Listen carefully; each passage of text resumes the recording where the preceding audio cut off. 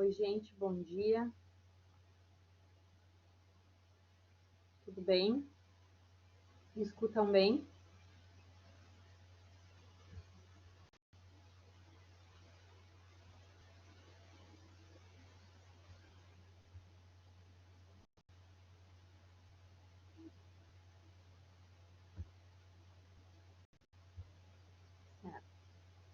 Estou deixando carregar a apresentação, como tem muitas imagens, está demorando um pouquinho para carregar, fica pesado para a plataforma.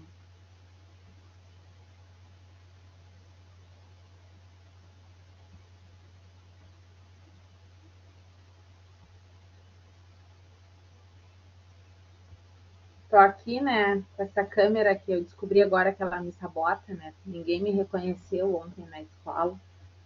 Achavam que eu era outra coisa, né?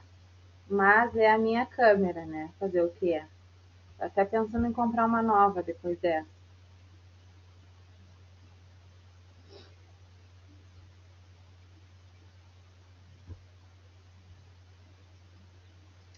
Ontem na plataforma eu postei os conteúdos, tá? E eu postei tudo numa pasta só. Então eu vou deixar uma pasta só de anatomia, tá? É, acabou ficando que eu repeti o conteúdo anterior, postei na pasta também, porque eu vou deixar uma pasta só para os conteúdos de anatomia e outra pasta somente para os conteúdos de exercício de anatomia, tá? Então, se vocês olharem lá na pasta, não é para fazer de novo, tá, gente? Eu só postei para ficar tudo junto, tá? Mas. Obrigada, Léo. mas, mas é para fazer só o que for de diferente, né? Eu coloquei ontem, para quem já assistiu a aula, o conteúdo de sistema esquelético, né? Que era o que foi que a gente assistiu ontem. E o conteúdo e os exercícios de esquelético. E repetir os outros de introdução à anatomia só para deixar na pasta. Meu Deus, tá muito pesada a apresentação. Não imaginei que fosse ficar tão pesado.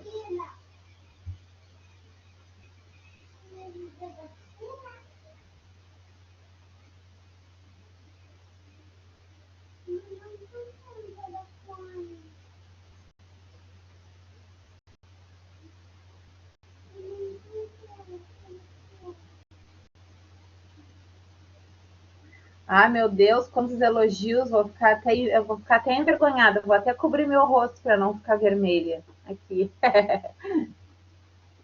Ah, eu conheci o Rafa domingo no shopping, é verdade. Me reconheceu de máscara.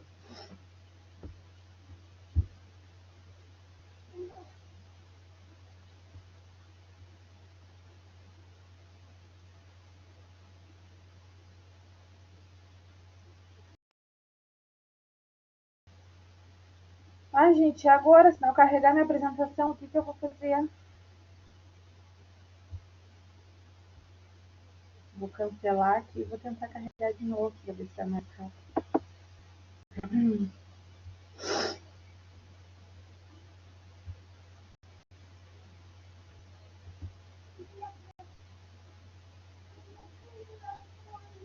Ah, deu. Agora carregou.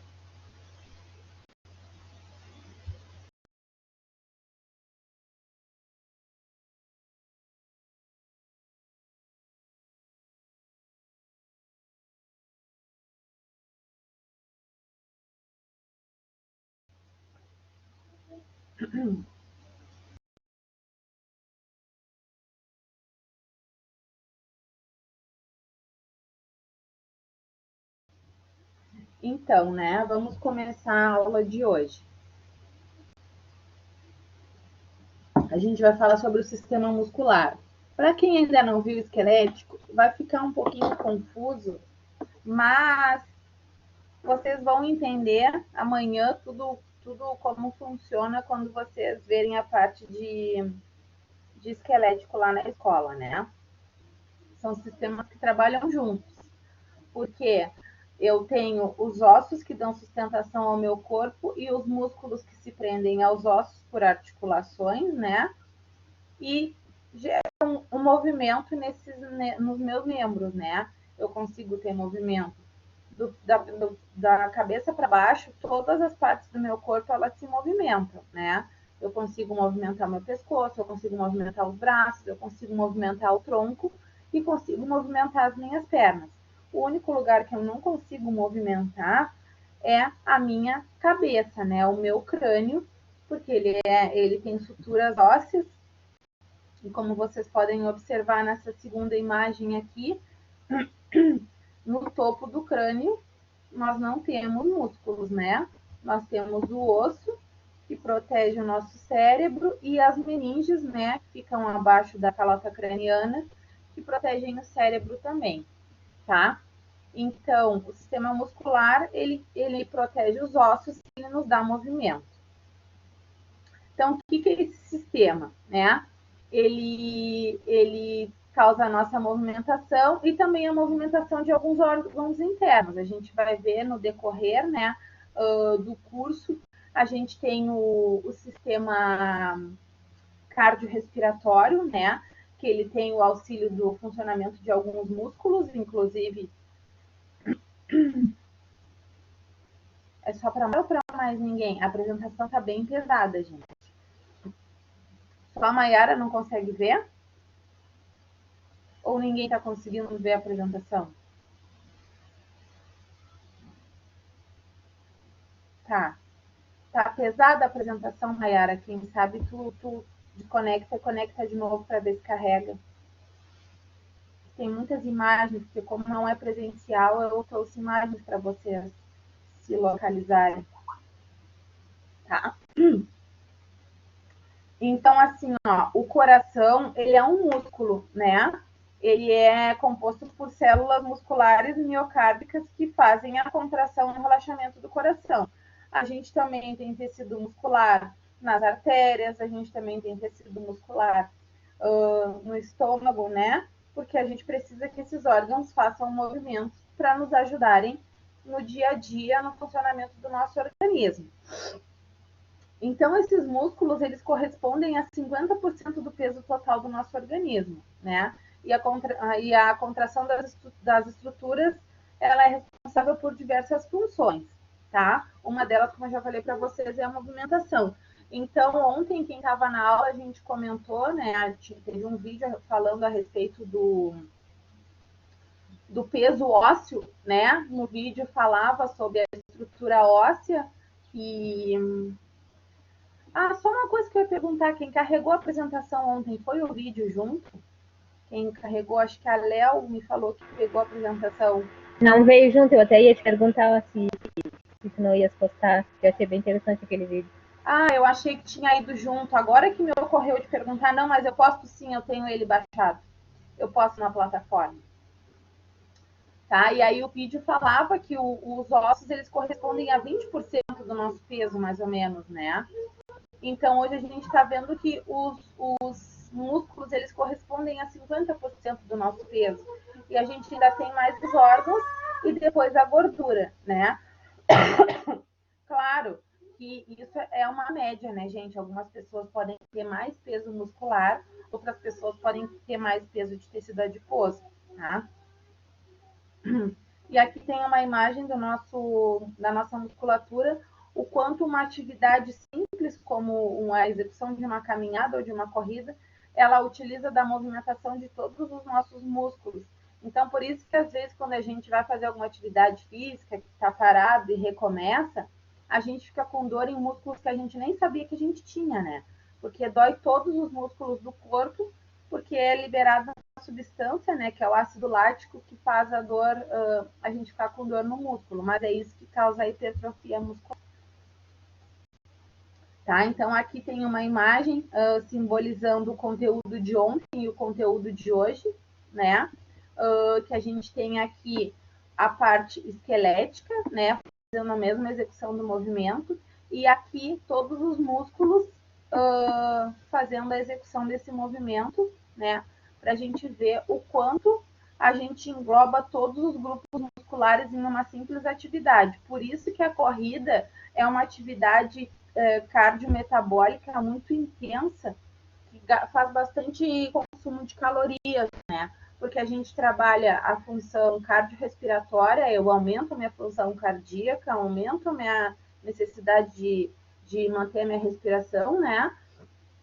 E eu utilizo todos os grupos musculares do meu corpo, porque eu atuo membros superiores e inferiores e os abdominais também para manter a postura. Então, ele é uma atividade que tem um alto consumo calórico, né?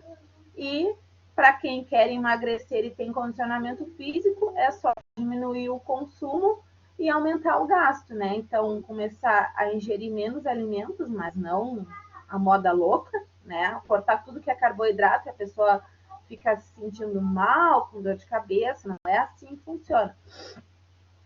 E aumentar o consumo de calorias desse corpo, né? A gente se movimentar mais do que a gente está acostumado a se movimentar. E eu falei ontem e repito hoje, eu sou muito, muito, muito defensora da atividade física, né?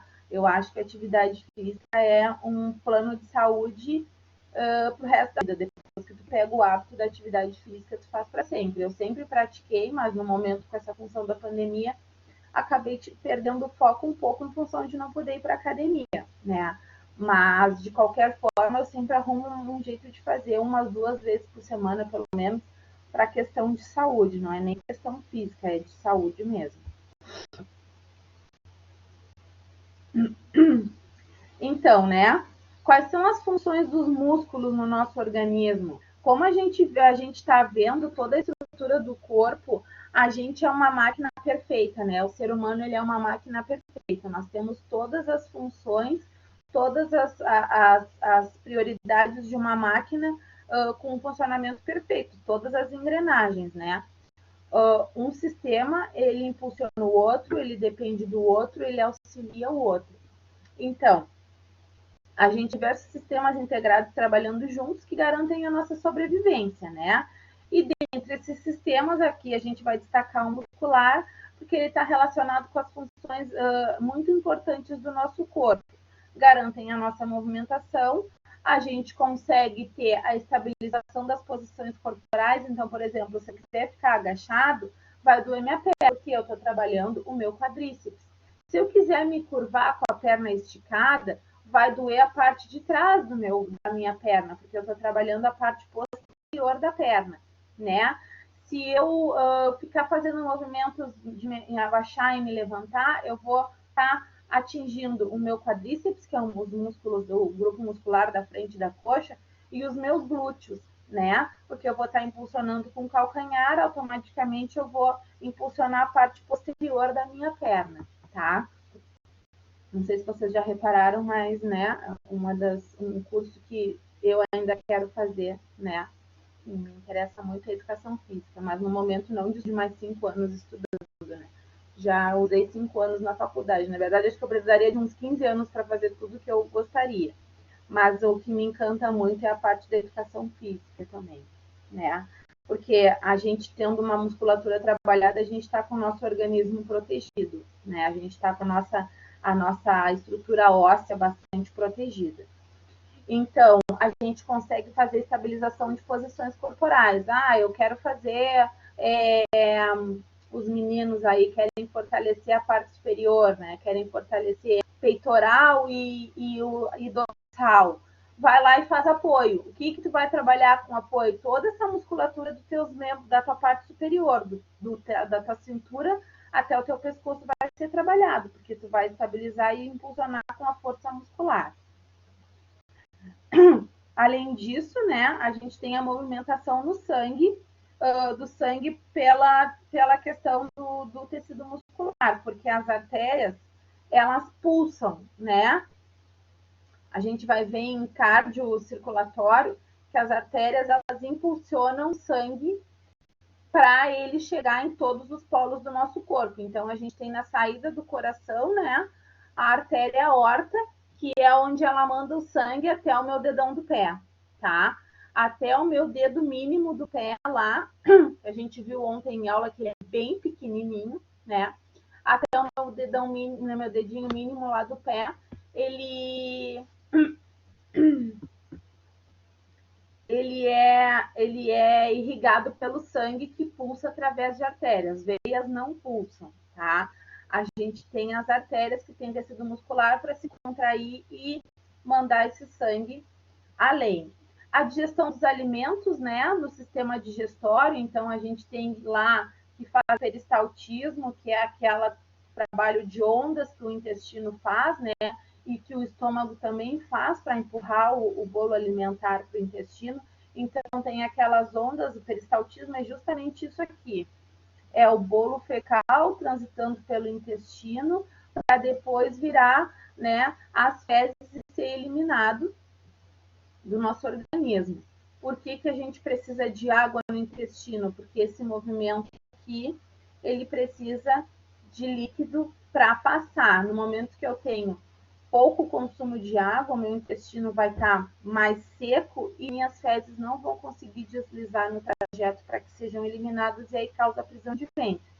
Se eu tenho prisão de ventre por falta de líquido, aquelas fezes endurecidas vão ficar paradas no intestino e elas vão demorar a sair porque elas vão estar sem nada para lubrificar o canal e elas passarem, tá? E os músculos também garantem a realização dos movimentos respiratórios, né? Eu coloquei sobre o diafragma aqui nessa apresentação e também no conteúdo de respiratório eu falo sobre o diafragma também para ficar bastante. O que é esse auxílio dos músculos, né? Quando eu respiro, eu vou passar o slide aqui. Vocês conseguem ver que aqui no tórax a gente tem uma musculatura, né? Todos têm essa musculatura, já falei para vocês, alguns mais definidos, outros menos. Mas por trás do tórax, a gente tem, né? Vou pedir para vocês imaginarem uma cena, uma costela-janela, né? O que é a carne que a gente come da costela-janela? Ah, um costelão 12 horas, a carne fica se soltando, né? O que é aquilo que a gente come? Aquilo são os músculos intercostais do bovino. Nós temos a mesma coisa. Entre as nossas costelas, a gente tem músculo, né? Ontem lá a gente viu lá no esqueleto, e amanhã a gente vai ver também que tem os espaços intercostais. E entre esses espaços, a gente tem músculo. E esses músculos, eles expandem para eu... E eles esticam e encolhem, ó. Expandi meu pulmão, relaxei meu pulmão, né? Então a caixa torácica ela expande e ela retrai para que eu possa me auxiliar na respiração. E tem também o músculo diafragma, que é um músculo que fica na parte de baixo das costelas, né? Bem aqui. Eu tenho um desenho mais adiante para vocês. E ele impulsiona o pulmão para que ele para auxiliar no processo respiratório, tá? Então, a gente tem o diafragma e os músculos intercostais, mas eu não vou me ater nessa parte aqui, senão eu vou ficar repetitivo. Depois eu falo sobre isso lá na parte de diafragma, tá? Então, a gente tem 3 tipos de músculos no organismo: o estriado esquelético, o estriado cardíaco e o não estriado, né? Os estriados esqueléticos são associados ao sistema esquelético que dão a movimentação voluntária no nosso organismo. Então, eu mexo a minha mão, eu mexo o meu braço, eu mexo o meu pescoço porque eu quero, tá? Porque eu tenho impulso medular para isso. Que é a contração consciente. E o termo estriado está associado ao fato que esses músculos eles têm bandas, né, claras e escuras. No próximo desenho vocês vão ver. E eles se dispõem de maneira alternada quando observados em microscopia óptica. Então, a gente tem aqui o desenho do que eu estou falando, né? Então, a gente tem o tecido muscular estriado esquelético, que é esse primeiro aqui, né? A gente tem o tecido muscular estriado cardíaco e a gente tem o tecido muscular não estriado, que é o que tem lá no intestino e faz a peristalse, tá?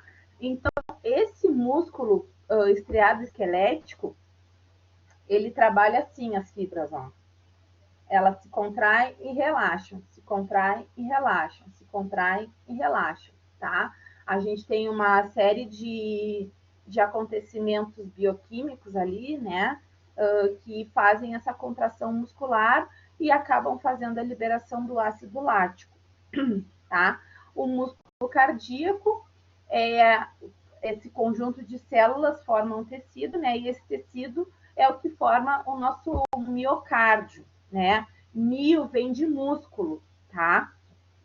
Mio vem sempre de parte muscular. Então, miocárdio, né? E a gente tem o tecido muscular não estriado, que é o que faz a parte da movimentação do intestino bastante lenta. A gente tem uma peristalse bem lenta. Aí aqui tem as características, né? Quanto a cada disposição de fibras musculares, tá? Não vou me ater nesse detalhe. Vou falar para vocês agora sobre o processo de contração, né?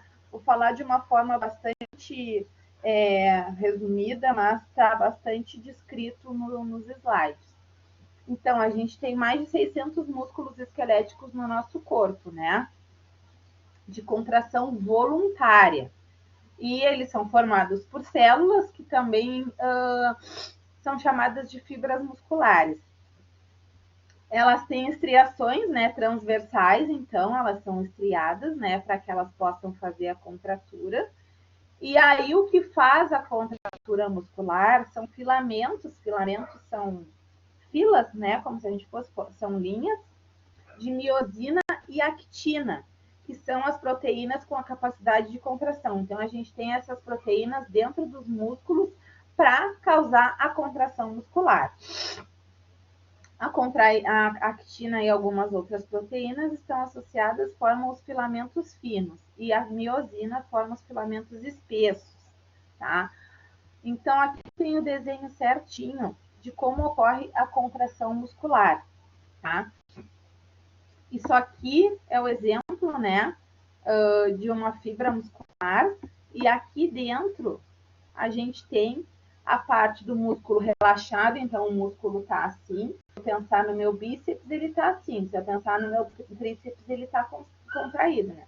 Se eu fizer assim, eu vou contrair meu bíceps e vou relaxar meu tríceps. Então, a gente tem essa parte aqui do músculo relaxado, onde as fibras estão distantes umas das outras. E se eu contrair, elas vão fazer assim. E assim a gente trabalha a contração e o relaxamento muscular, tá? É assim que acontece, de forma voluntária, em qualquer músculo esquelético do nosso corpo.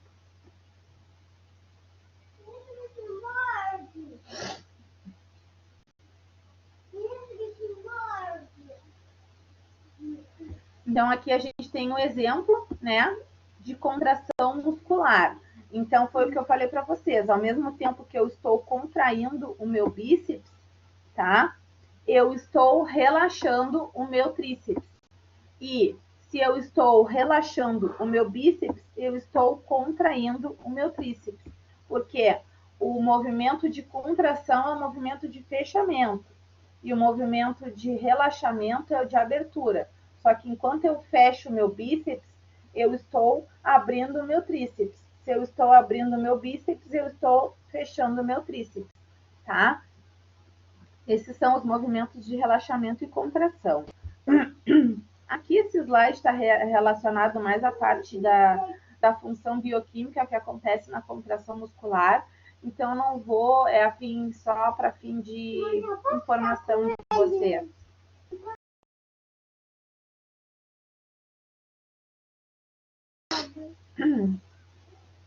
Então, a gente tem centenas de músculos, né, no nosso corpo e cada um exerce uma determinada função, né? A gente tem grandes grupos, que são os músculos da face, do couro cabeludo, porque, mas tu falou que a gente não tem músculo na cabeça. Não, na cabeça não. Mas no couro cabeludo e nos pelos, a gente tem os músculos que fazem com que eles levantem quando a gente se arrepia, né? São pequenas porções de músculos que causam a movimentação de elevar esses pelos, tanto nos braços, nas pernas e no couro cabeludo, tá? A gente tem os músculos de mastigação, que é o que fazem a nossa função de triturar os alimentos, né, na mandíbula. A gente tem os músculos da parede abdominal, que eles têm o próprio nome das atividades que são feitas para fortalecer, né? Então, os oblíquos, eles são os laterais, e a gente tem os transversais no meio do abdômen, né? E a gente também tem os músculos da parte infra, né? Do nosso abdômen, que são os músculos da parte de baixo do abdômen. Todos eles juntos protegem o abdômen como um todo. Os músculos que movem a cabeça e o ombro, né? Que a gente tem, que muitas vezes são os músculos que a gente fica com tensão aqui na área, né? Posterior, principalmente o trapézio. Se eu tô nervosa, ansiosa, a gente se contrai, ou até no inverno, né? Que a gente fica muito tempo encolhido por causa do frio. São esses músculos que acabam causando aquele desconforto muscular que a gente fica após um episódio tenso ou de grande contratura. E muitas vezes acaba dando até dor de cabeça. E os músculos que movem a coluna vertebral, né?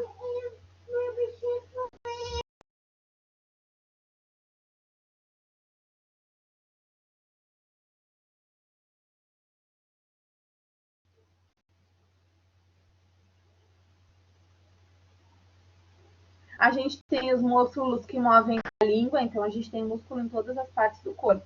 Os do quadril e do joelho, né? Glúteo máximo e adutor longo. E vocês vão ver que a gente tem uma injeção que a gente faz na lateral do glúteo, tá? Na região do quadril. Quando a gente aprender a administração de medicamentos intramusculares, a gente vai aprender vasto lateral da coxa, ventro glútea, tá? E dorso glútea. Vasto lateral da coxa é na região da coxa, né? No meio da coxa. A ventroglútea, que é a rosteter que a gente fala, é uma injeção que a gente dá na lateral. E, gente, segundo estudos, é a menos dolorosa. As pessoas não fazem porque não têm coragem, porque acham que é um local diferente, né? E vai acabar doendo mais. Para quem aplica, é uma sensação muito diferente, porque é um músculo bastante rígido. Parece que a gente atingiu uma terminação mais sólida, porque agarra a agulha da injeção, né? Mas é um local ótimo, excelente para fazer injeção. Pessoas que precisam fazer revezamento, né, de músculo, porque tem que fazer tratamento injetável, de antibiótico, e a gente utiliza esses 3 músculos que são os que comportam mais. Tirando esses, a gente tem só o deltoide, que comporta pouquíssima quantidade, né? 2 ml ou 3 no máximo. Então, a gente consegue até 5 nesses músculos da parte da coxa e do glúteo. Então, a gente faz também, além do dorso, né, da parte de trás do glúteo, a gente faz na lateral também. Mas isso é só lá em administração de medicação. A gente tem os músculos do antebraço, então, como a gente já viu, né, metade da turma já viu, que a gente tem a parte do braço e a gente tem a parte do antebraço, né? Eu não consigo movimentar o meu antebraço se eu não movimentar o meu braço. Os dedos dos pés, que a gente tem os músculos, né, que fazem a movimentação dos dedos.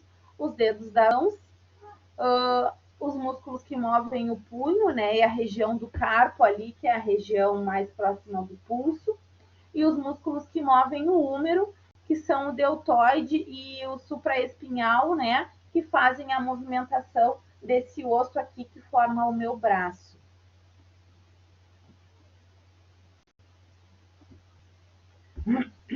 Tem os dos dedos, das mãos e o diafragma e os intercostais que eu falei para vocês, né?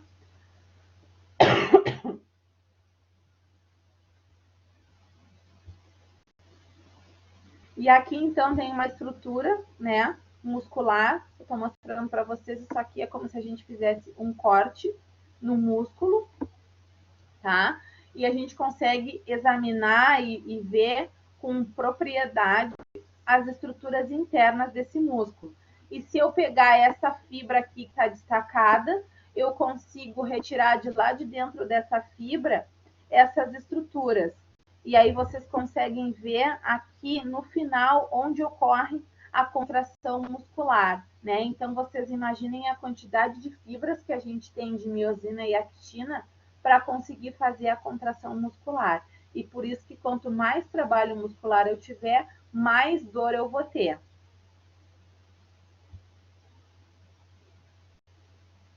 Aqui somente a parte uma descrição dos músculos mais importantes, né? E aí aqui vocês conseguem ver que a gente tem esse músculo aqui que todo mundo sempre fica falando, né? O esternocleidomastoideo, que é o músculo aquele que movimenta o nosso pescoço, né? Que às vezes dá um tirão no músculo, parece que rompeu alguma coisa.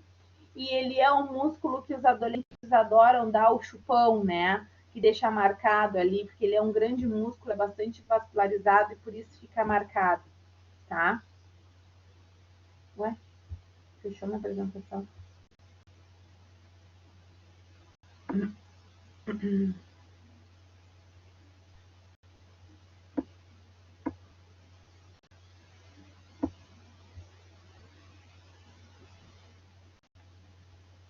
Tá? E aí o resto dos outros músculos que vocês não precisam saber o nome, né?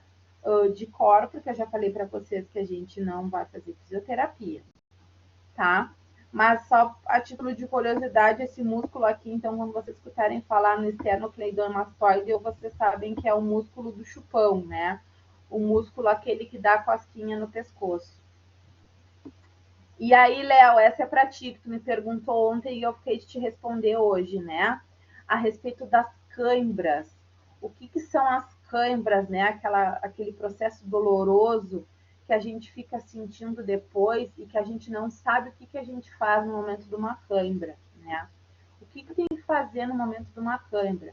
Há estudos que dizem que tem que deixar a cãibra cumprir o seu ciclo, né? Tem que deixar, tem que tentar relaxar e deixar ela nos causar aquele episódio ali, porque aquele músculo precisa liberar aquele ácido lático que está ali dentro. Mas é impossível a gente relaxar com uma cãibra, né? O que a gente tem que fazer? Se o músculo está se contraindo, a gente tem que provocar o relaxamento dele.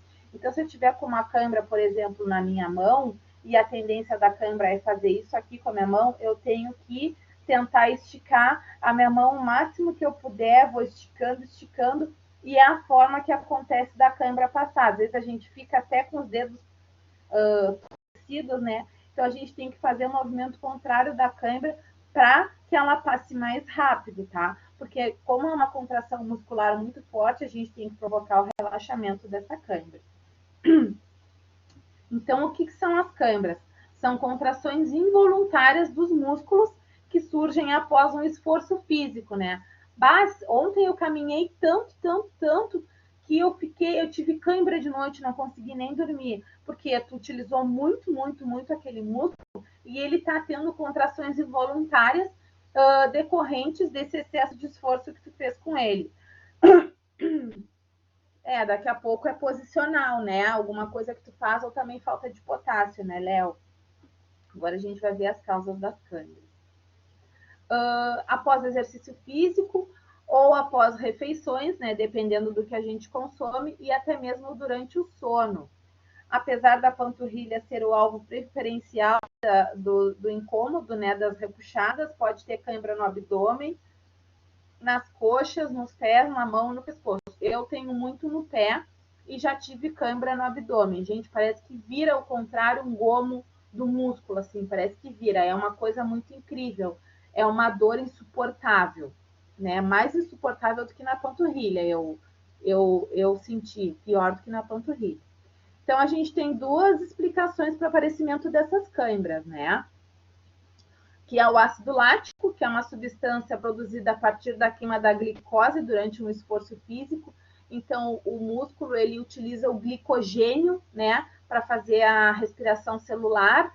Então, a gente utiliza muito o consumo de glicose para fazer esse esforço físico. Se eu não consumo glicose, o meu organismo vai lá buscar substâncias das minhas células adiposas, do meu tecido adiposo, para poder fazer esse consumo e trabalhar. E daí vem a associação da atividade física com o emagrecimento, né? Eu como um monte de açúcar, eu como um monte de carboidrato. Então, isso me causa um aumento do meu peso. Vou cortar tudo agora, vou fazer atividade física. Aí a pessoa não consegue, porque se sente muito cansado. Tu tem que ter uma reserva para fazer atividade física e o resto o organismo vai pegar de onde ele conseguir. Então, tu vai ter uma dieta mais branda, né? Uma alimentação mais equilibrada, que vai te fornecer o essencial para o teu organismo funcionar, e tu vai buscar o máximo que tu pode para consumir, né? Então, aí tu vai fazer atividade física e o teu organismo vai consumir esse pouco de substância que tu ingeriu e o resto ele vai tirar lá do teu tecido adiposo e tu vai começar a ver a parte do emagrecimento, tá? E aí, essa glicose, ela queima, né, durante o esforço físico, e aí o ácido lático, ele se acumula, né, a gente tem que fadigar o músculo para que ele faça esse consumo dessa glicose e para que ele faça a liberação do ácido lático. Então, é por isso que quando a gente faz exercício, vai lá na academia, o professor nunca te diz assim, faz 5 desses, 5 desses, 5 daquele. Não, é de 15 a 20, de 12 a 15, porque é o número de repetições que faz com que o teu organismo fadigue o músculo, tá? Não precisa ter a questão do peso, somente o excesso de movimento feito de forma correta, no tempo certo, que não seja muito rápido, né? E que seja do médio para o devagar, porque o devagar é o que faz sentir o peso da tua própria estrutura, né? Eu penso assim, se a gente tem 70 quilos, né? Eu tenho 70 quilos e 1,68 m, né? 70 e pouquinhos, né, gente? Os pouquinhos eu não vou falar. A gente tem 70 quilos, eu tenho 70 quilos e 1,68 m. As minhas pernas suportam 70 quilos. Então, se eu fizer um movimento com o meu próprio peso, eu vou estar articulando, né, a minha perna com o peso que ela suporta. Não preciso fazer uma grande sobrecarga, tá? Claro que quem busca hipertrofia tem que aumentar o peso mesmo para que trabalhe muito mais essas fibras musculares. Mas o que acontece é esse o processo. A gente precisa fadigar o músculo, tá? Para que ocorra a queima da glicose e a liberação desse ácido lático. E aí depois a gente percebe que a gente muitas vezes tem espasmos, né? Às vezes a gente faz tanto, caminhei tanto que a minha perna tá assim, Isso são espasmos musculares, porque o músculo fez um esforço muito grande e ele fica tendo esse espasmo até baixar a circulação local ali, como a gente consegue ver, quando a gente faz um esforço físico muito grande, né? A gente vou fazer uma atividade com a perna. Tu pode ver a tua perna, ela fica vermelha, porque tu puxa a circulação para ali, né? Tá lá na academia para fazer um exercício de perna e do nada levanta da cadeira. Tu fica tonto, porque tu teve pouca circulação cerebral e muita circulação de membros inferiores. Tu puxou o sangue para os teus membros inferiores para trabalhar. Então, se tu levantar subitamente, tu vai ficar tonto porque a tua circulação não restabilizou ainda e não voltou para o teu sistema nervoso central, né? E é por isso que a gente fica tonto. E outra explicação, né, é um desequilíbrio de sais minerais. Então, se uma atividade dura mais de 1 hora ou é muito intensa, o suor faz o organismo eliminar bastante sódio e potássio. E a gente precisa de sódio e potássio para ter um funcionamento correto. Sei que depois de comer bananas para ter... Deixa eu ver o que o Léo falou.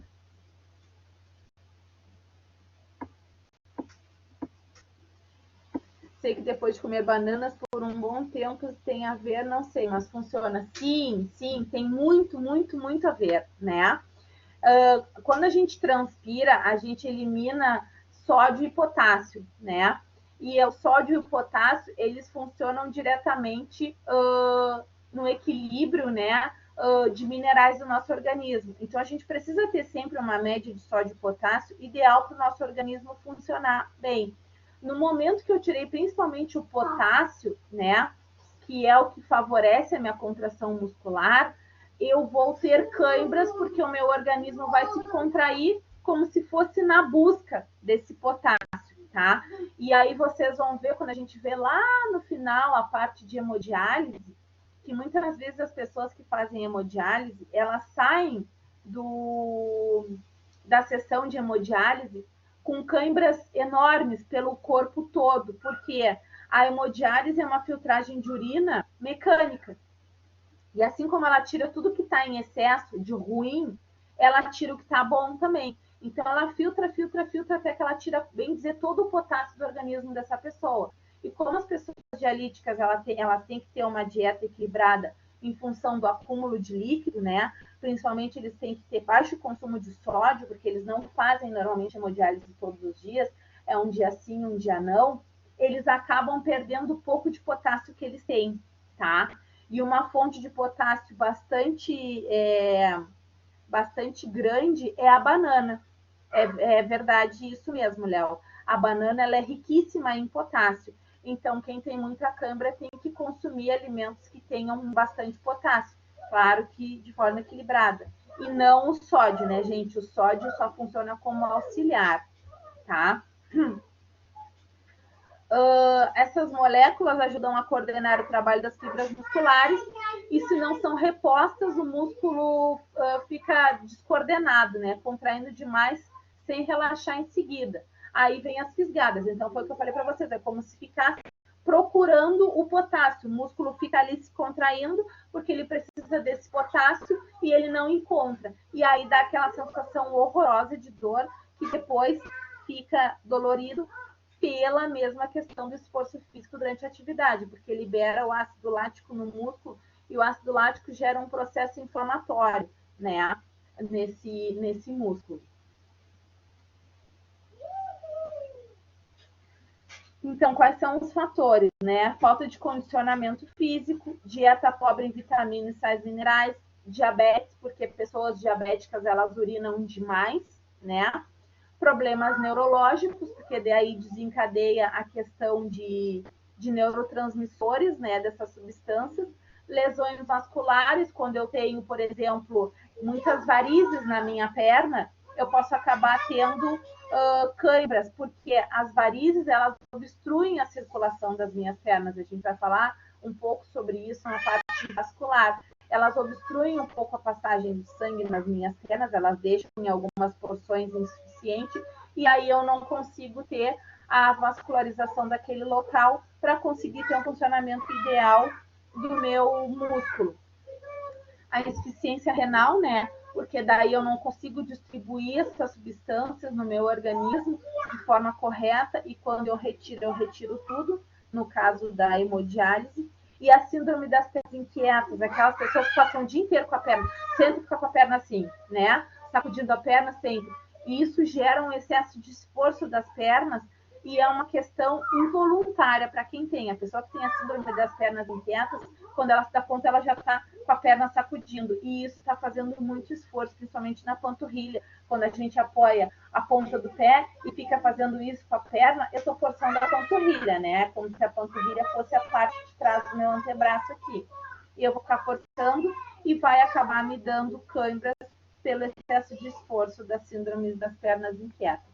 Então, aqui eu coloquei algumas imagens, né, da dita cãibra, que é bem assim que ela se mostra para nós, né?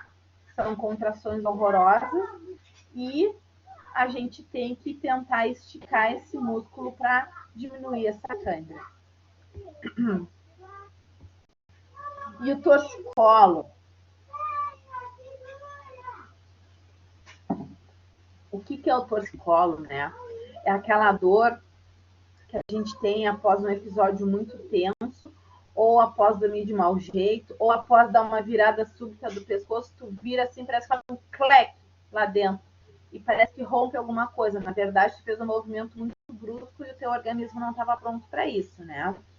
Então, é uma dor muito desconfortável, né? Que causa limitações da liberdade de movimentação da cabeça.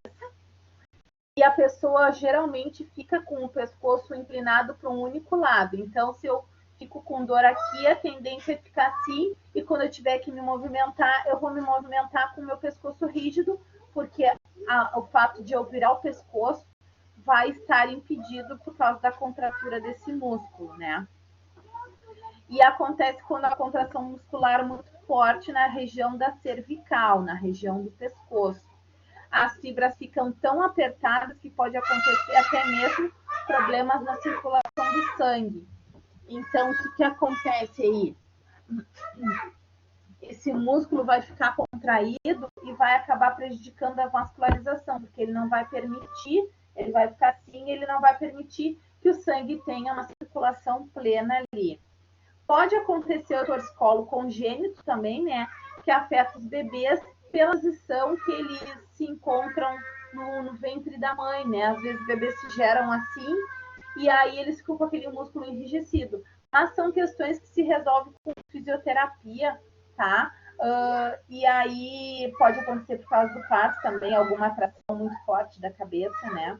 Na hora de retirar o bebê do canal de parto. E aí pode acontecer de o bebê nascer com esse torcicolo, mas que é resolvido com fisioterapia, tá? E aí tem aquele torcicolo dermatogênico também, que pode ser uma retração no músculo por causa de uma queimadura, né? O que acontece na queimadura? A queimadura desidrata, ela encolhe. Se a gente botar uma PET no fogo, uma garrafa de plástico, aquela garrafa vai se encolher, se encolher, se encolher, se encolher. E é isso que ela faz com o nosso tecido. Tanto é que a cicatriz da queimadura é uma cicatriz em ruga, né? Então, isso acontece com a musculatura também. E aí pode acontecer desse músculo ficar torcido permanentemente, né?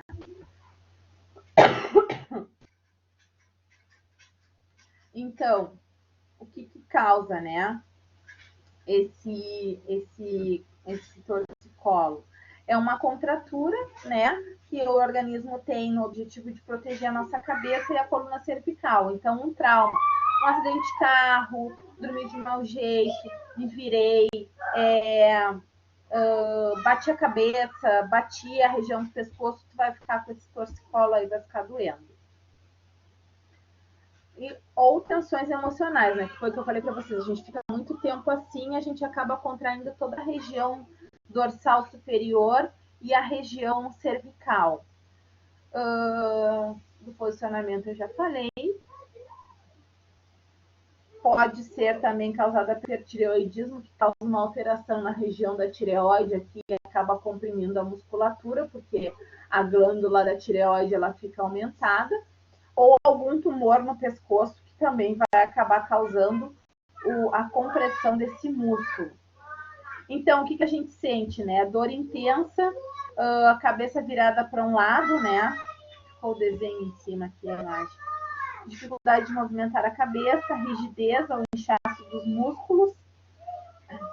Tá com a corda toda, meu filho, hoje. Fez 2 xixi na cama ainda. Tá 1000 por hora, dormiu cedo ontem. Pode acabar dando dor de cabeça, dor no pescoço e até dor nas costas, né? E acaba que um ombro fica mais alto do que o outro. E pode ter tremores na cabeça também, a gente ficar com algum tipo de espasmo e contração, né? Então, essa região aqui da foto é a região onde a gente tem a dor, que dói até lá a parte da escápula, né? Essa dor, ela seria quase que no meio da coluna.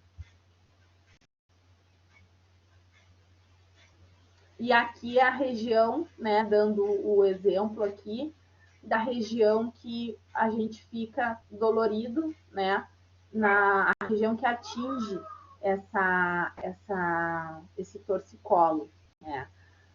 E aí tem que fazer, às vezes, fisioterapia, colocar mobilização cervical, né? Ou então tomar relaxante muscular para que faça a ação nesse músculo e a gente consiga, pelo menos, ter um pouco mais de movimentação e leva alguns dias para passar. E, enfim, o nosso diafragma, né? O que é o diafragma? Qual é a função dele no nosso organismo? O diafragma, ele serve como músculo auxiliar da respiração, tá? Ele tem esse nome porque ele é um músculo fino e curvado que se localiza no meio do nosso abdômen. abaixo da região torácica e acima da região abdominal, tá? Então, ele fica bem no meio do nosso tronco.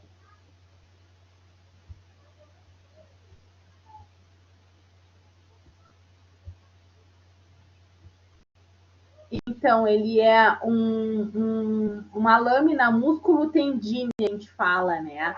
Ele tem alguns tendões e separa as nossas cavidades torácica e abdominal. A parte superior está voltada para a cavidade torácica e a parte inferior voltada para a cavidade abdominal. Ele se fixa, né, perifericamente ao lado do processo tifoide do externo. Então, ontem, quando eu falei para vocês da parte do processo tifoide, é a parte da ponta do osso externo, que é o osso do meio do nosso tórax, né, aquele osso que eu falei para vocês da massagem cardíaca. E na margem costal da parede torácica, né, localizado lá nas costelas 11 e 12, e tem os ligamentos que fazem esse músculo ficar suspenso na parede abdominal e nas vértebras lombares. Então, aqui está o desenho dele, tá? Assim ele fica disposto. Aqui é ele sem as costelas, né? Em seu formato. E aqui é ele disposto nas nossas costelas para que possa auxiliar na expansão e no relaxamento dos nossos pulmões. Então, ele tem um formato de cúpula, um formato como se fosse uma cubinha, né?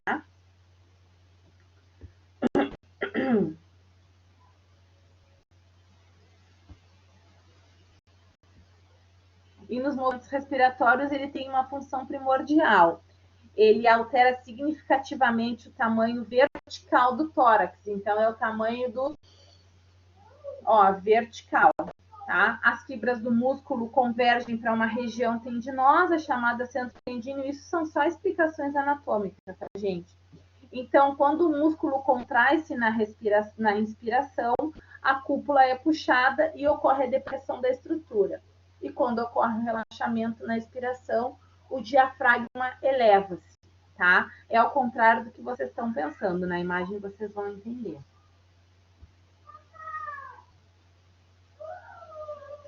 Por que dói tanto, né, esse diafragma? Muito bem perguntado, Rodrigo. É o homem da faca que pega a gente, né? Às vezes tu vai correr, vai fazer alguma atividade, precisa fazer algo muito rápido e te diz que pegou o homem da faca ali no meio do abdômen, né? Na verdade, isso tem a ver com o despreparo respiratório. No momento que tu respira muito, tem gente que diz, tem que respirar de boca fechada e não de boca aberta, né? Na verdade, quando tu respira com a boca aberta, tu faz muito mais esforço respiratório, tu exige muito mais do teu sistema respiratório, porque tu absorve o ar, tu inspira o ar pelo nariz e pela boca, né? E aí tu fica num trabalho ofegante, respirando daquela forma, e tu trabalha tua musculatura abdominal e junto o teu diafragma. Então, acaba que dá tipo uma cãibra nele, né? Dá um excesso de contratura, um excesso de contração e faz doer, né? Por isso que a gente tem que respirar, tentar estabilizar a respiração quando for fazer um esforço físico. Porque essa dor aí, quando dá, a gente não consegue. A gente tem que parar de fazer para estabilizar a respiração, e vocês podem perceber que é uma questão de estabilizar a respiração e para de doer, mas depois fica dolorido, como acontece numa cãibra, né? O estímulo que tu diz, Rodrigo, o estímulo doloroso? Geralmente quando tu quer ver o nível de consciência da pessoa, tu vai ali e aperta o externo e isso. A pessoa tá consciente, ela pula na hora. Sim, eu pensei que estava falando do diafragma, né? Do estímulo do diafragma, aí eu me confundi. Não, o estímulo doloroso sim, que é o que a gente faz, o movimento assim no externo, né? A gente pega essa parte dos dedos, façam vocês aí para vocês verem como dói. Só da gente encostar, né? Mas o estímulo doloroso, a gente bota o peso da nossa mão e força o externo da pessoa. E é uma dor absurda, né? Se a pessoa tem algum nível de consciência, ela vai dar um sussurro, né? Ou se ela tiver mais nível, ela vai dar um grito, porque dói muito, porque é uma pressão da pele diretamente no osso, tá?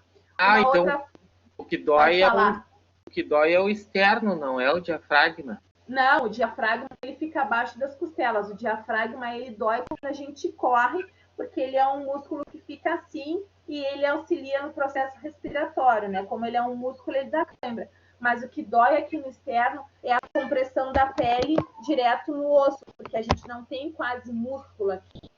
Deixa eu ver se eu coloco uma imagem aqui. Ah, não tem, eu acho. Deixa eu ver. Para te mostrar aqui, para te dar um exemplo. Aqui, tá aqui, ó. É como se a gente fizesse a compressão com os dedos. Falta de ar. O que, Rafael? Agora eu já te atendo. A gente vai comprimir com os nossos dedos essa região aqui, ó. E se vocês tocarem, a gente tem pouquíssimo tecido, né? A gente tem um músculo bem fininho. Então, a compressão dói muito. E se eu apertar o mindinho também, a última falange, a falange distal do meu mindinho, vai doer, né? E o estímulo doloroso, dependendo do quanto tu estimula o paciente, fica até hematoma depois, né? Numa perda de consciência súbita, fica até hematoma depois, tá? Realmente dói. Mas isso que eu expliquei anteriormente, que eu achei que o Rodrigo estava falando do diafragma, é aquele homem da faca que pega a gente quando a gente faz atividade, tá? Só concluindo a minha explicação. Também tem estudos que dizem que aquela dor é no baço, tá? Porque o baço, ele faz uma parte de troca, né? De desintegração das células sanguíneas. Então, pode ser que no excesso de esforço, tu precise muito das tuas células sanguíneas, das hemácias, né? Tu faz um excesso... tem um estudo que diz que é no baço, né? E outro que diz que é no diafragma. Até hoje, ao certo, com certeza, sim, se sabe a causa dessa dor. Mas os estudos dizem que ou é no diafragma por despreparo físico, né? Ou é no baço por causa da desintegração dessas células sanguíneas, porque a gente precisa das células vermelhas, as hemácias, para transportar oxigênio e ferro no nosso organismo. Então, como a gente precisa muito de oxigênio, o nosso baço acaba trabalhando muito nessas células, né? Que as células têm um tempo de vida útil, e aí acaba desintegrando essas células, fazendo muito esforço. Tem estudos também que dizem que é um músculo abdominal, a parte anterior do músculo abdominal. Então, tem essas três possibilidades, tá? Mas a dor no externo é a dor da compressão dos dedos no osso, porque a gente tem um tecido muito fino ali, tá? Eu quero colocar, eu já respondo a tua pergunta, Rafael. Eu quero colocar lá na imagem do que a gente viu lá no início.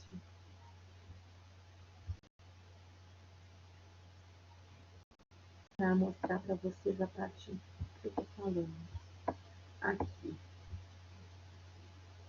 Ó, vocês podem ver que aqui no meio, ó, a gente tem que dizer somente a pele aqui em cima do externo. Então, a pele tem terminações nervosas, né? O osso não tem.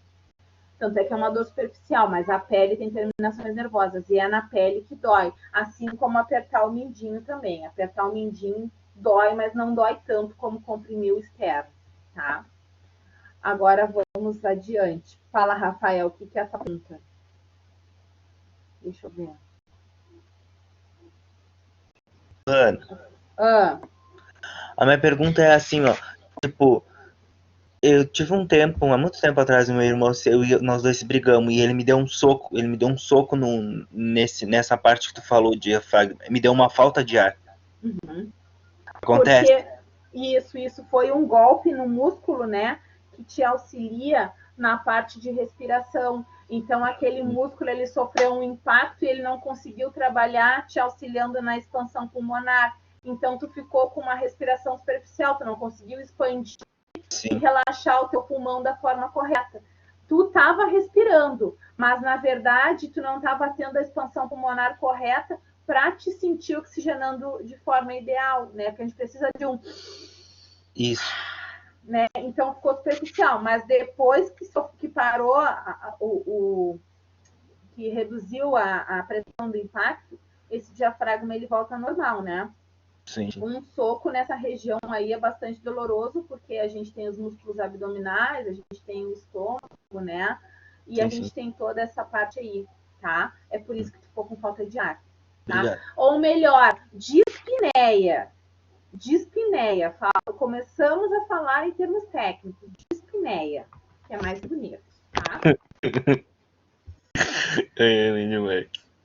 Léo, asma afeta também o diafragma? Faz trabalhar mais o diafragma quando tu tá com a dispneia em decorrência da asma. Tu fica, né? Porque tu tem lá uma contração lá dos teus brônquios, né? Do teu sistema respiratório interno, e aí o ar não passa. É por isso que faz o miado do gato, né?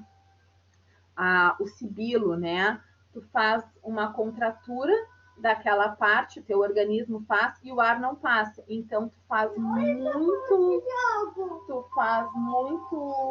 muita força para respirar e tu acaba utilizando do teu diafragma para isso, né? E aí acaba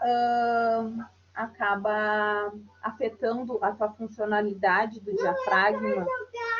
Só um pouquinho.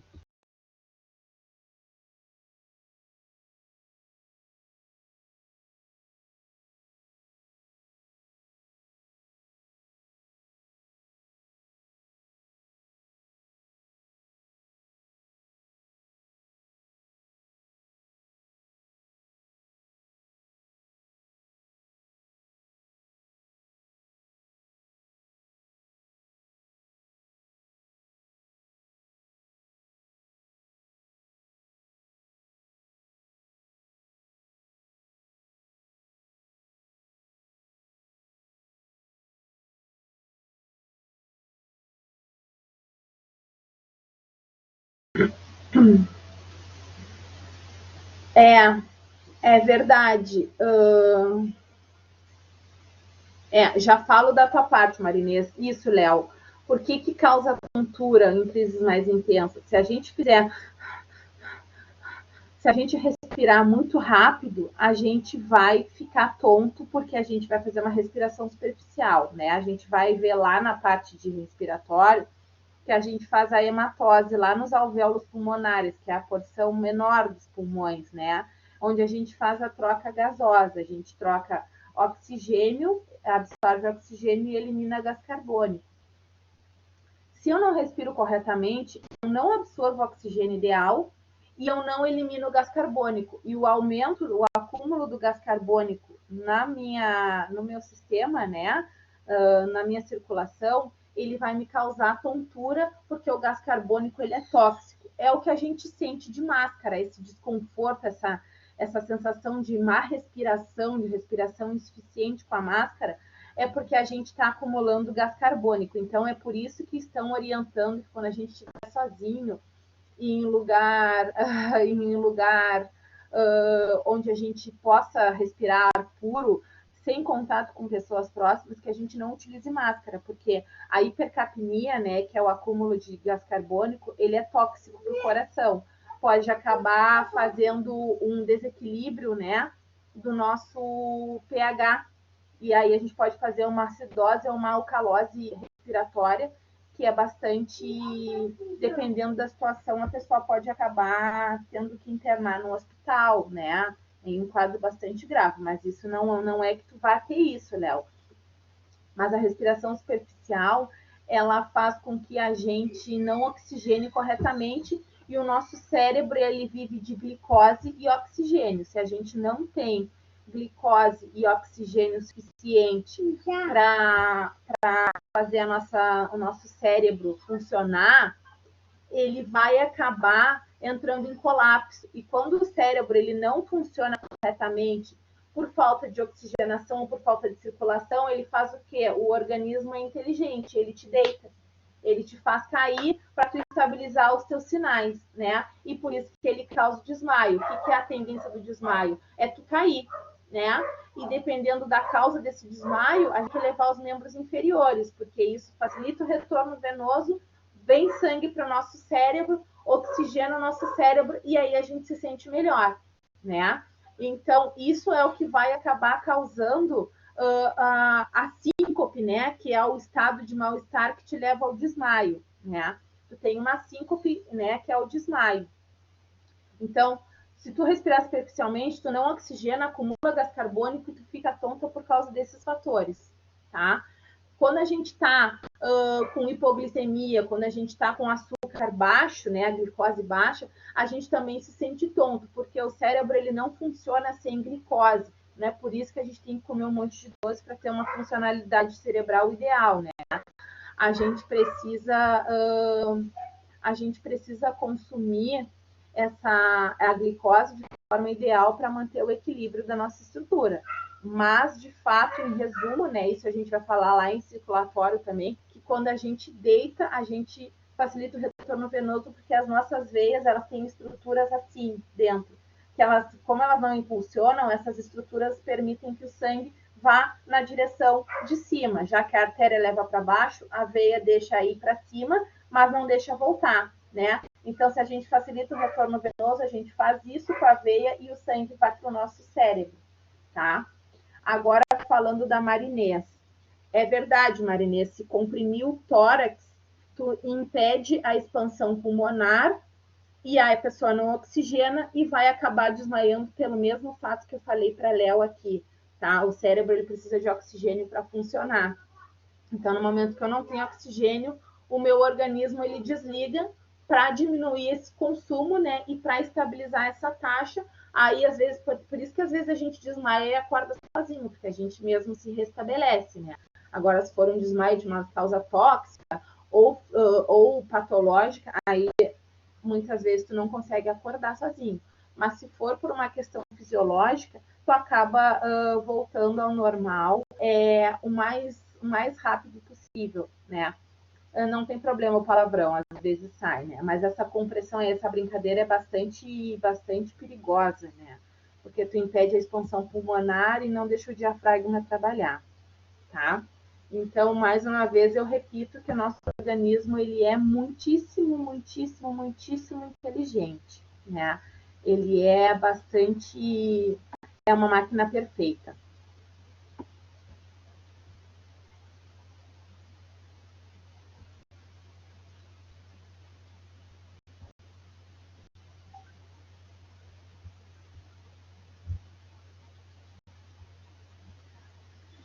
Então, vamos lá adiante. Acho que respondi as perguntas de vocês. Não sei se ficou alguma dúvida. Respondi até a mais, porque eu não tinha entendido a pergunta do Rodrigo.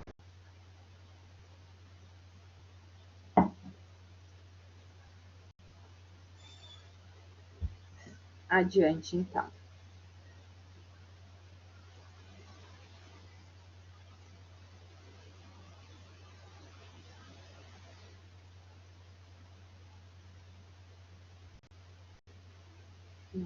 Deu.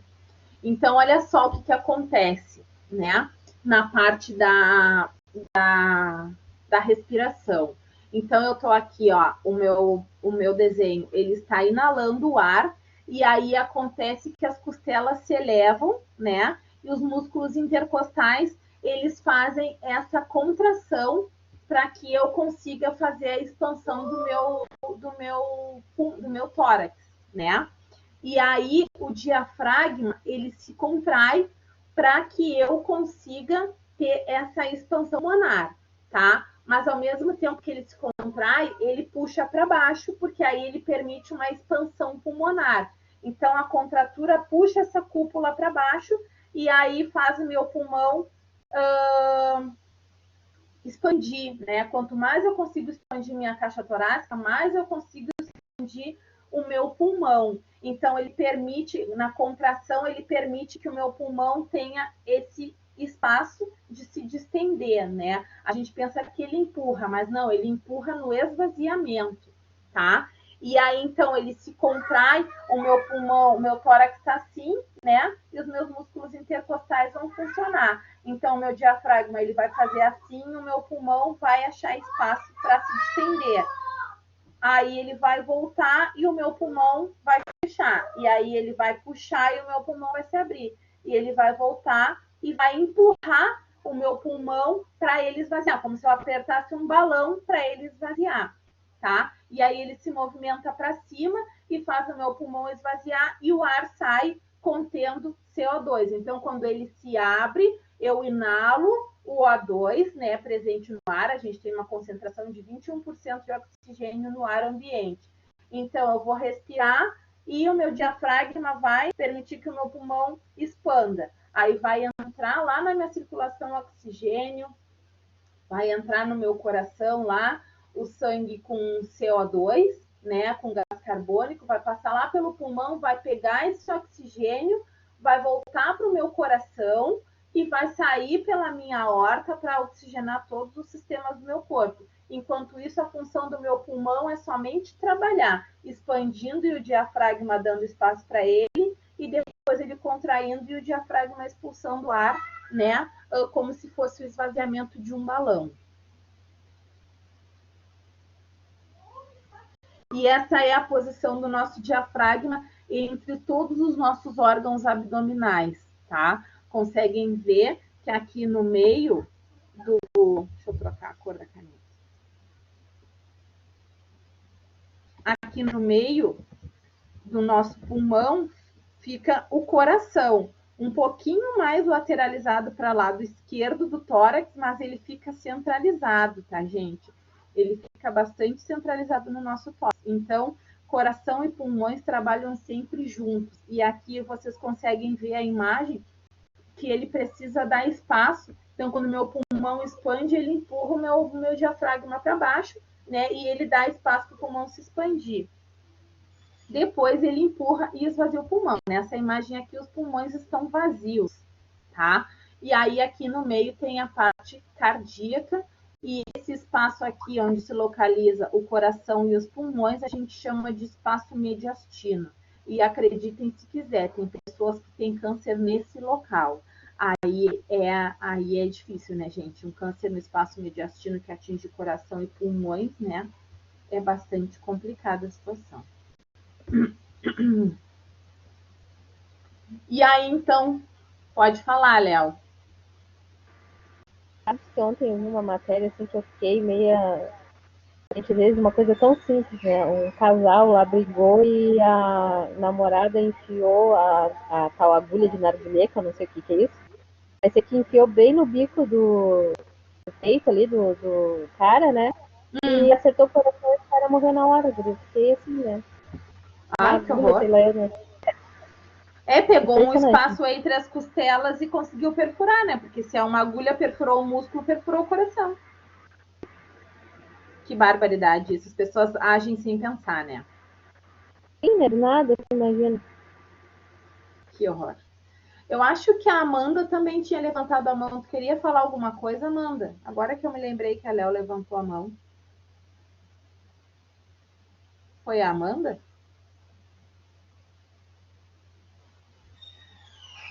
Se foi, por favor, pode chamar para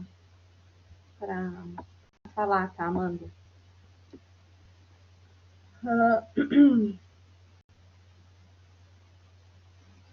Tá, e aí falando só da classificação dos músculos esqueléticos, né?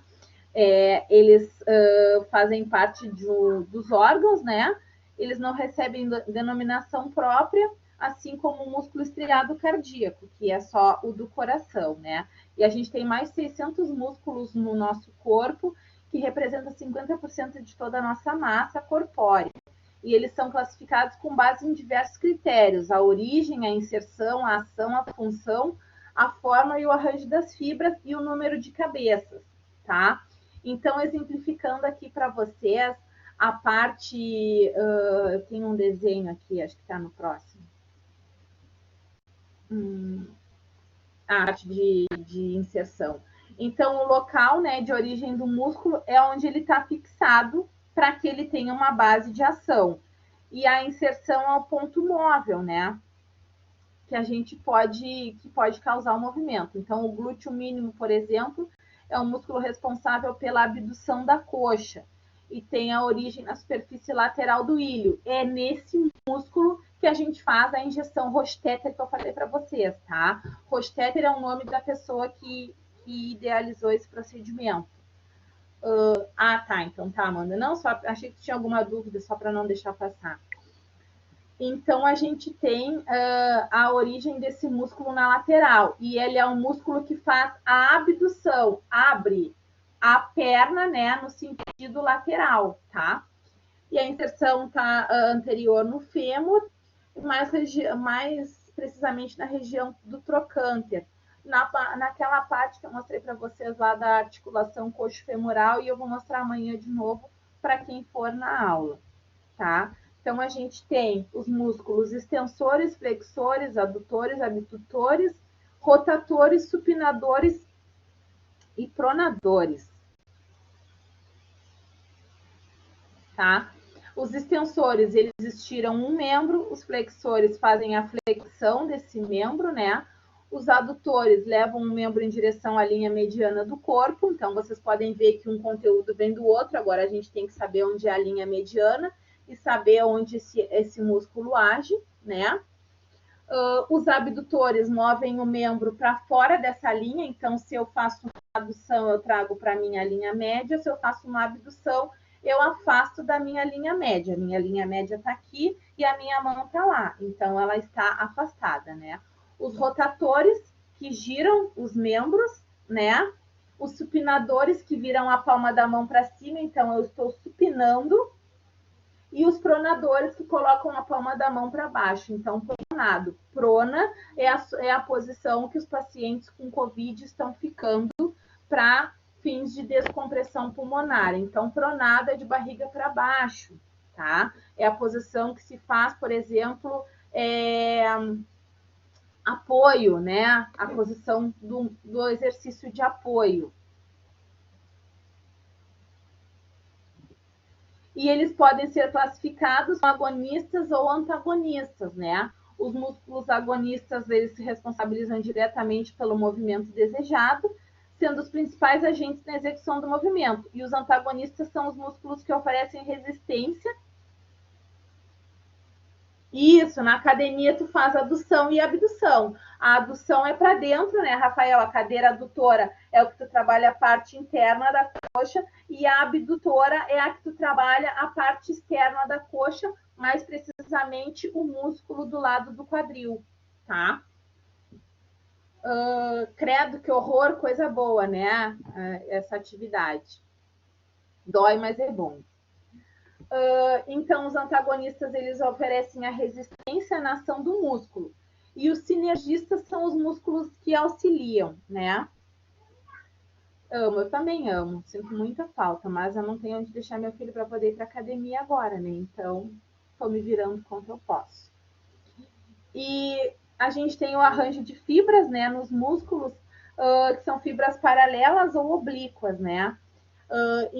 Que ficam na tração exercida por eles. Então, os músculos de fibras paralelas, a gente pode citar o bíceps e o peitoral, né? Eles têm fibras paralelas. E como fibras oblíquas, a gente pode fazer o extensor dos dedos dos pés, que eles têm fibras oblíquas, no sentido oblíquo. Lembrem, né? Quem já tirou a carteira aí, o estacionamento oblíquo é aquele que o carro fica de ladinho. E quanto ao número de cabeças dos músculos, né? A gente leva em consideração os tendões de origem desse músculo. Então, o bíceps, ele tem 2 cabeças, o tríceps tem 3 e o quadríceps tem 4. Tá? Aqui só coloquei alguns músculos para mostrar para vocês. O músculo que eu estava falando do glúteo lateral é esse aqui, ó. Que a gente vai fazer aqui, tem toda uma delimitação que a gente faz com os dedos em formato de V, né? Procura lá a posição do osso e aplica a injeção bem no meio. É muito bom de fazer, gente, muito bom mesmo, tá? Mas tem uma imagem somente dos músculos que eu falei agora, aqui. Então, a classificação dos músculos quanto ao número de cabeças, né? Então, o bíceps, ele possui 2, bíceps é esse aqui. A gente tem o tríceps, que é a parte de trás, o tchauzinho chato aqui, né? Que é difícil de perder. E o quadríceps, que é o músculo frontal da coxa, o grupo muscular frontal da coxa, né?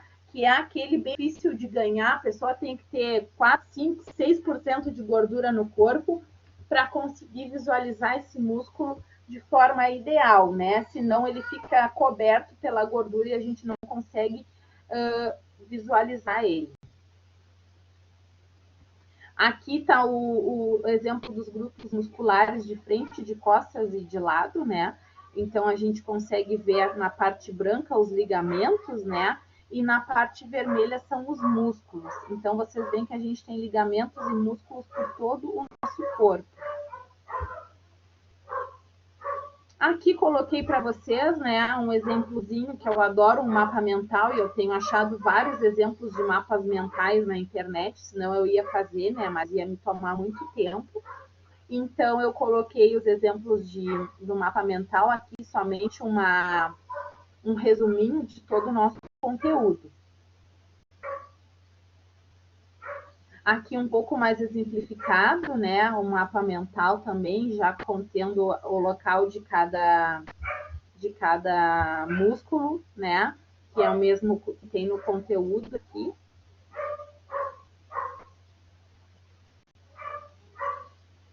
E era isso. Já acabou aqui rápido.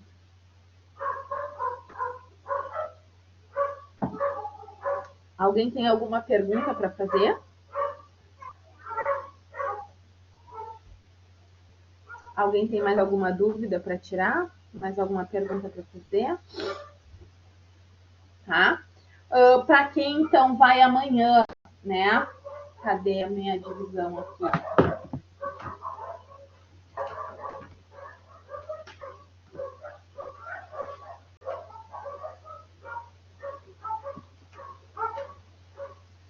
Então, amanhã, quem estará na aula, né? Amanhã iremos nos conhecer Nicole, Paola, Rafael, Rodrigo, Tarciana, Vitória, Yasmin e a Maiara. A Márcia saiu da turma, tá, gente? A Márcia começou a trabalhar e ela precisou trocar o turno do curso dela. Então, amanhã teremos 9 colegas presentes, tá? Deixa eu anotar aqui a presença de vocês. Não, a Paola não saiu. Ela ia sair, mas não saiu. Ela falou comigo para recuperar o que ela perdeu e não saiu.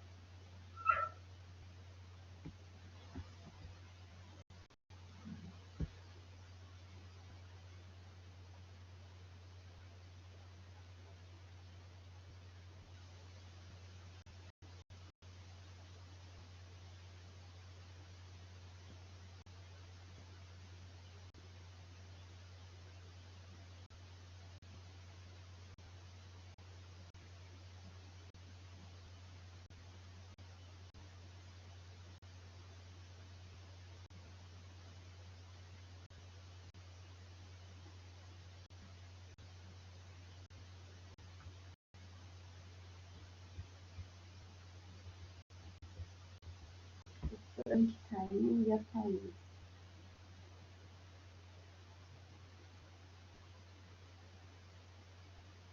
Tá. Gente, então o que eu tenho que dar de orientação para vocês que vão amanhã para a escola, tá? Eu já deixei a atividade lá na plataforma, ou uma atividade compensatória, que é a atividade. Não sei ainda, Rafael, vou ver conforme for o andamento amanhã.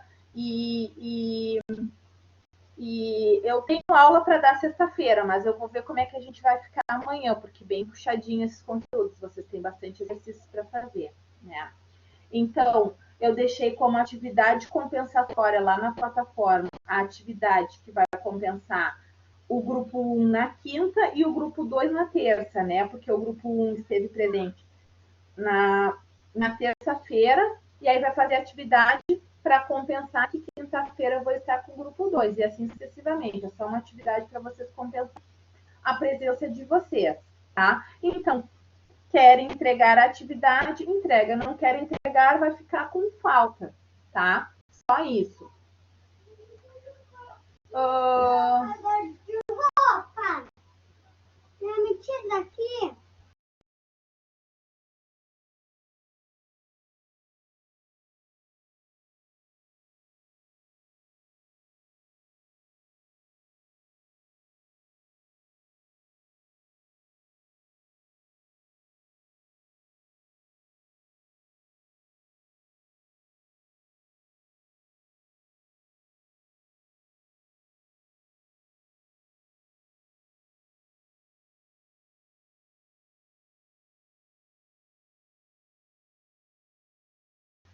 Desculpem, a atividade, esse material de hoje eu vou postar agora depois da aula, tá? Desse material de hoje eu vou postar a aula agora, depois que a gente terminar aqui, e as atividades também.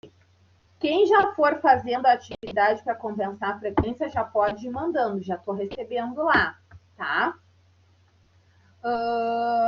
É para entregar até sexta-feira essa atividade, porque eu pretendo dar alguma coisa para vocês fazerem no final de semana, porque a gente não tem aula na segunda, né? E a gente não pode perder tempo, o tempo está correndo. Então, eu vou dar uma atividade para vocês fazerem, tá?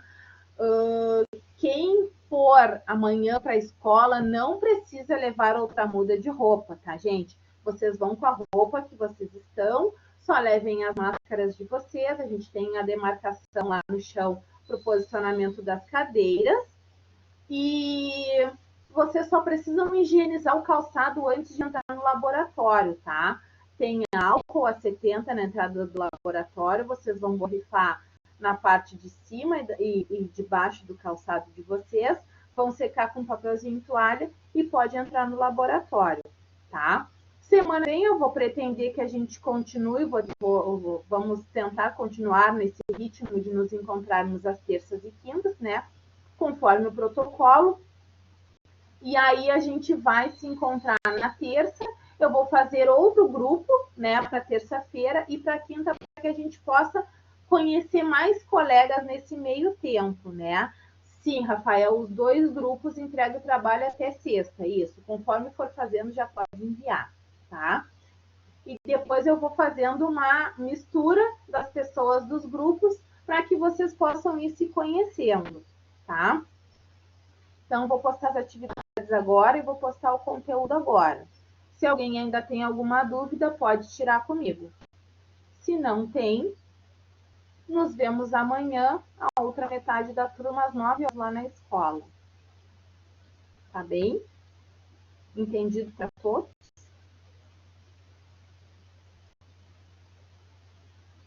Certo?